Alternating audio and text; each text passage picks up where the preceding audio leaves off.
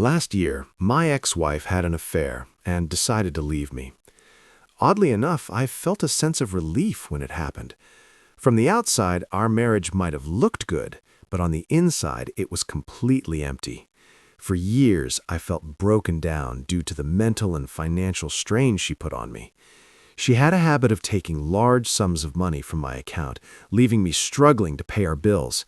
Whenever I confronted her about it, she turned it around on me, blaming me for not earning enough money. No matter what I did, it was never good enough for her. Everything I did seemed to annoy her or make her angry. I would try to plan dates for us or organize family activities in hopes of spending quality time together, but she was never interested. She would complain or get upset, preferring to stay in bed and sleep instead. Eventually, I stopped trying to include her in anything, which of course led to more complaints from her. She accused me of keeping the children away from her, even though she showed no interest in participating in the first place. After some time, she began spending nights away from home. Initially, she would say she was staying at a friend's house, someone I hardly knew, but when I asked questions, she became irritated and told me it was none of my business where she was. When my ex-wife decided she wanted a divorce, I found myself in a mix of emotions. On one hand, I was really worried about what my life would look like after the divorce. On the other hand, I couldn't help but feel relieved that there was an end in sight to our unhappy marriage. I made it a point to carefully read all the documents her lawyer sent over. It turned out her lawyer wasn't very careful, making a lot of mistakes in the paperwork.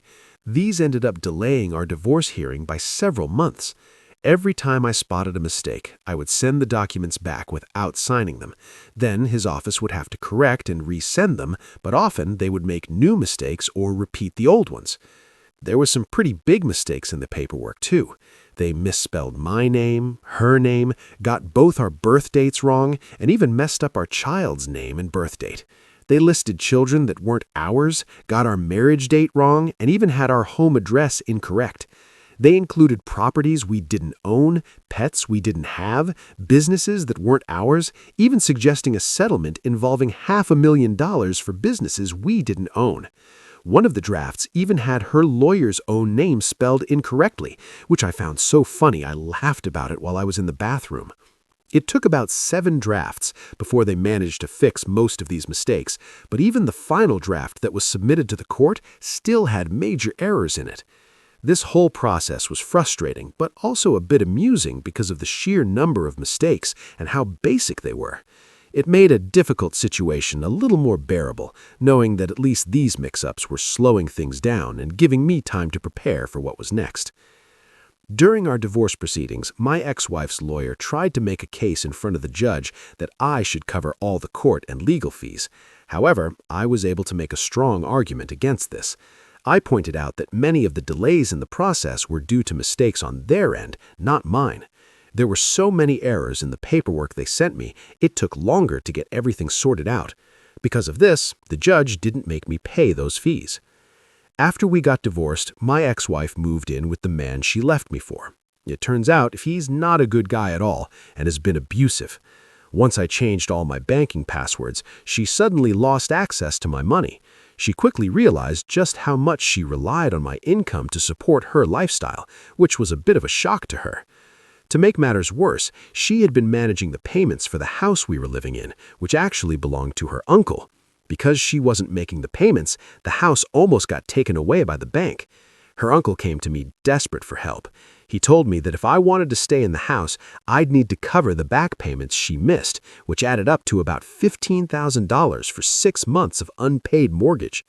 I didn't have that kind of money just lying around, so I suggested buying the house from him instead. To my surprise, he agreed, and now I own the house that used to belong to my ex-wife's grandmother. It's been a year since the divorce was finalized. I've received a promotion at work, which came with a nice pay increase. I'm still living in the same house, making improvements whenever I can afford to. I haven't found a new girlfriend, but through online dating, I've been meeting new people and enjoying my single life.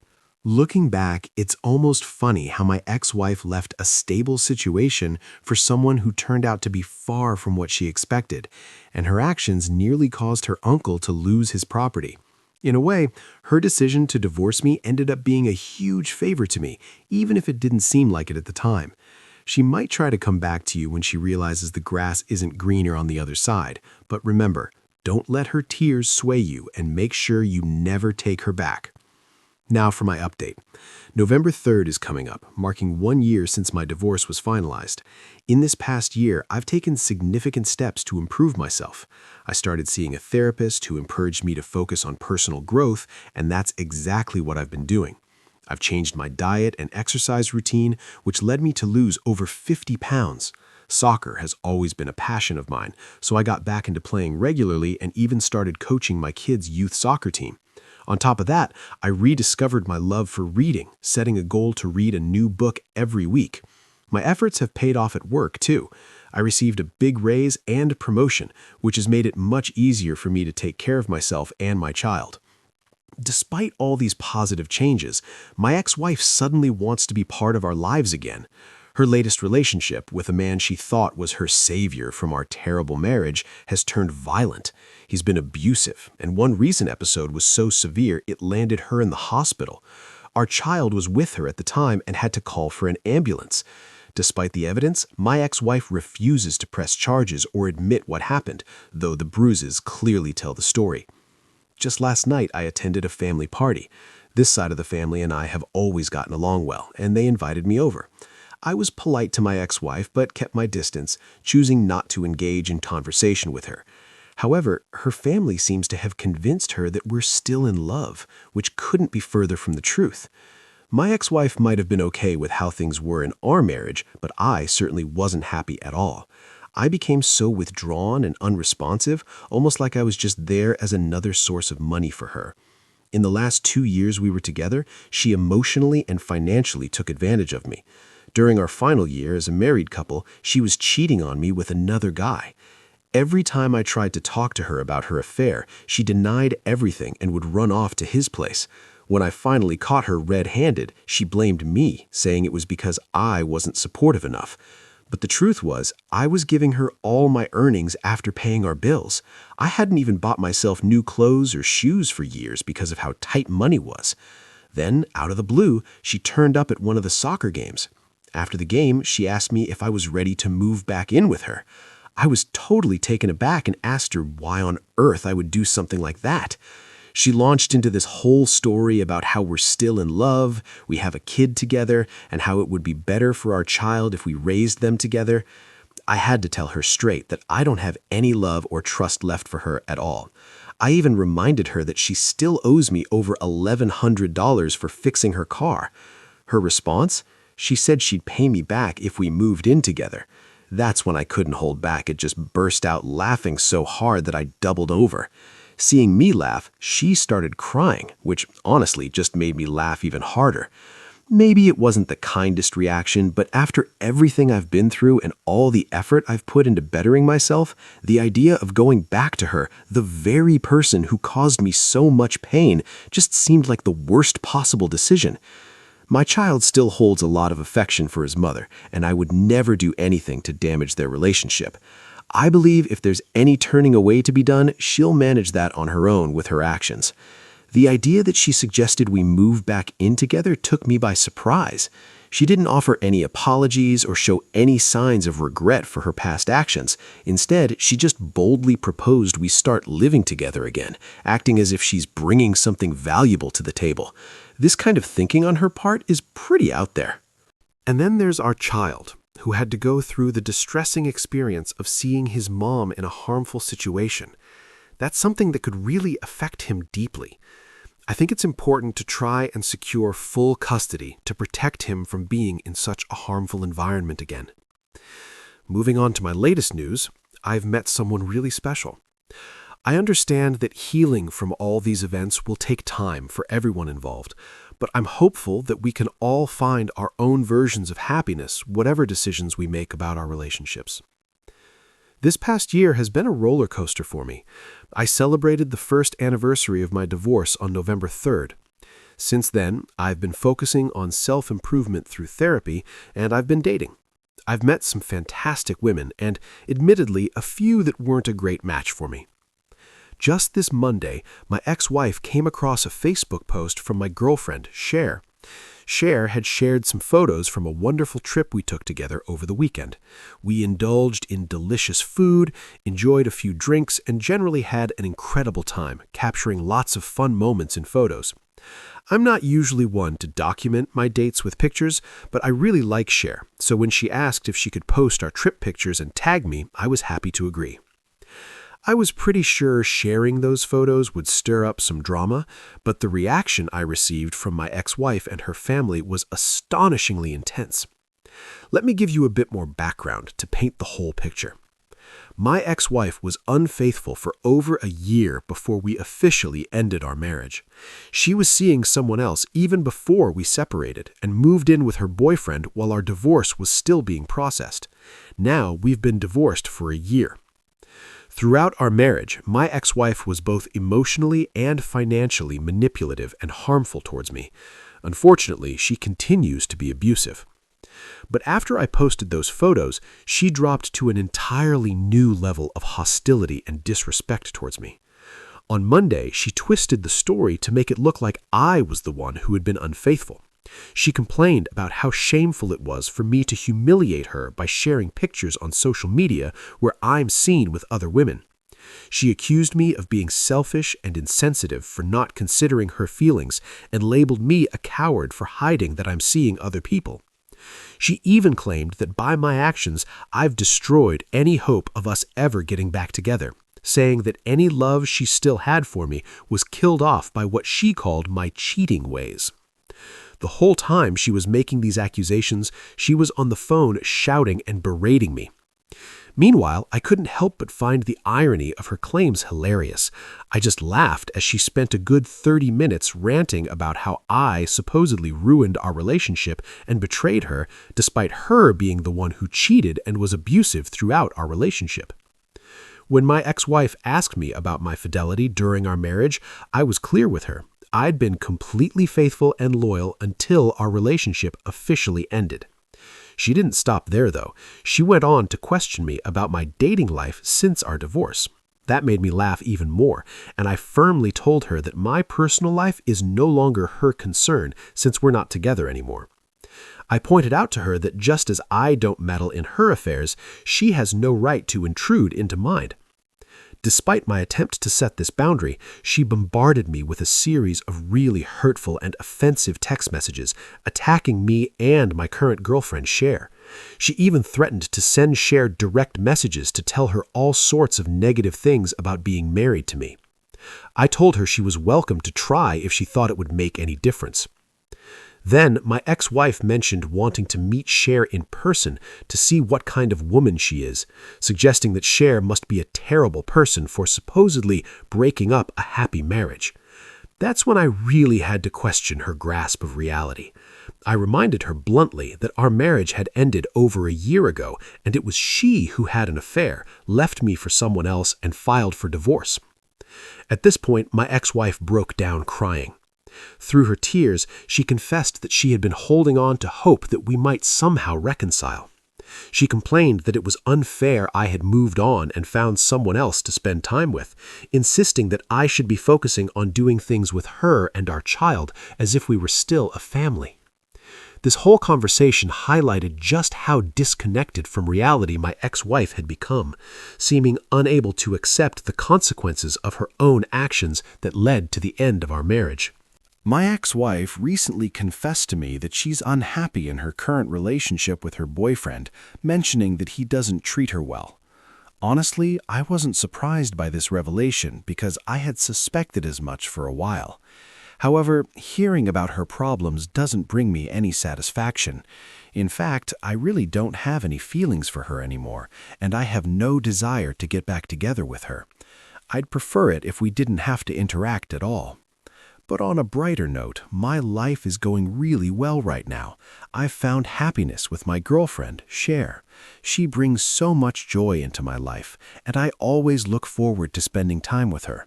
She's the last person I talk to before I go to sleep, and the first one I reach out to when I wake up. We're even planning another trip together soon. I'm aware that sharing photos of our trip might trigger a negative reaction from my ex-wife, but to me, living my life happily is worth any backlash. It's clear to me now that my ex-wife has always tried to make me out to be the bad guy, which is a classic narcissistic behavior. To those giving me advice, you're right. I should keep our interactions strictly about our child and avoid getting dragged into long, pointless conversations with her. And yes, I'm prepared for the possibility that she might try to spread lies about me, but I'm focusing on moving forward positively. Now for a bit of reflection. 2 years on, the day everything changed for me was March 21st, 2022. That late night in 2021, I discovered not just one affair, but evidence of another and possibly more. After 23 years of marriage, 2 biological children, and a stepchild, I spent a year trying to mend our relationship. But her ongoing issues with mental health, PTSD, substance abuse, and secretive behavior, like finding a second phone she was using, made it impossible to continue trying to reconcile. The final straw in my marriage when she fired a gun into my side of the bed. That terrifying moment made me decide to end things once and for all. I filed for divorce in April, and by June it was all over. The relief I felt was enormous. It was like I had been given a second chance at life. Up until that point, I hadn't fully grasped just how much stress and fear I had been living with. Looking back, I can see all the mistakes I made after discovering her betrayal. I reacted all wrong. Instead of taking time to process everything, I rushed into trying to fix our relationship without addressing the underlying issues. We didn't seek therapy immediately, which was a huge oversight. By the time we did start therapy, it was already too late to make any difference. Our children had already lost all respect for their mother, and I was left feeling a mix of devastation, humiliation, anger, and grief. I was barely getting through the days, feeling like a zombie. In April of last year, I was overwhelmed by the number of people who reached out to offer their support after my ex-wife launched a smear campaign against me on social media. She accused me of everything under the sun, from abuse and rape to stealing a significant amount of money. Of course, she conveniently left out her own actions. I responded by posting a short public service announcement to clear my name, stating that none of the accusations were true. I understood if some people felt they needed to distance themselves from me, but I also hoped others would be willing to give me the chance to prove my innocence. Meanwhile, I focused on improving myself. I got in shape, dropping from 250 pounds to 185, and I also made a significant career move, taking on a new role that came with a promotion. I had plans to enjoy a summer of revenge by casually dating through phone apps. During this time, an old high school classmate reached out to me. She lived far away and was going through a similar breakup, having discovered her partner's betrayal about 6 months after mine. We started checking in with each other regularly, offering support and understanding. When I had to travel to Knoxville for work, we found ourselves texting one night, catching up and sharing our experiences. I had been looking forward to experiencing some live music during my stay, talking up how exciting the 2 nights ahead of me were going to be. But contrary to what I initially thought, my summer didn't turn out to be filled with a series of casual flings as I had playfully imagined. Instead, what unfolded was a summer filled with beach outings, live music, tours of distilleries, since she really enjoys whiskey, and simply having a great time, the likes of which I hadn't experienced in years. As summer transitioned into fall, our relationship deepened. We got to meet each other's families, spent Thanksgiving with her family, celebrated Christmas together, and even took a trip to Las Vegas to enjoy a long weekend over the Super Bowl. All these experiences brought us closer. Now, as I celebrate my 52nd birthday, I find myself genuinely happy. The last couple of birthdays were pretty rough, but this one feels special and exciting because she's on her way to move in with me. She's a nurse and managed to quickly find a job in my city here in the South. She's decided to keep her own house and let her daughter rent it out. If a friend were in my situation, I might have cautioned them that it's too much too soon. But for us, it just feels like the right move. We're not rushing into marriage or anything like that. We're just two people who are tired of trying to match our schedules and missing out on time together. We're moving in together to see if our relationship is as strong as we believe it to be. On this forum, a lot of people talk about karma or getting revenge on their exes. In my case, my ex still sends me drunk texts, often saying she wishes we were still together. It's a mix of apologies and blaming me for our breakup. Half the time she's sorry, and the other half she still thinks everything was my fault. But the truth is, I'm much happier now without her. I'm less stressed, and I've met someone incredible. She's amazing, way more than I ever expected to be with, and she's really into me, even though I sometimes worry it's too good to be true. So in a way, I feel like I've already gotten the best kind of revenge by just living my life well. My message to you all is that even though what happened to you because of your spouse or partner was devastating, it's possible to move past it and find happiness again. Sometimes they don't realize the good thing they had until it's gone. But once you're on the other side, you might see that you're actually better off. I shared my story to inspire you not to give up, no matter how tough things get. It's never too late to make a fresh start. Remember to put yourself first and have faith in your ability to recover and thrive. Things really can improve. I managed to start anew at 50, proving it's possible at any age. And that wraps up today's update. If you're following along, don't forget to like and subscribe so you won't miss future stories. Until next time, goodbye.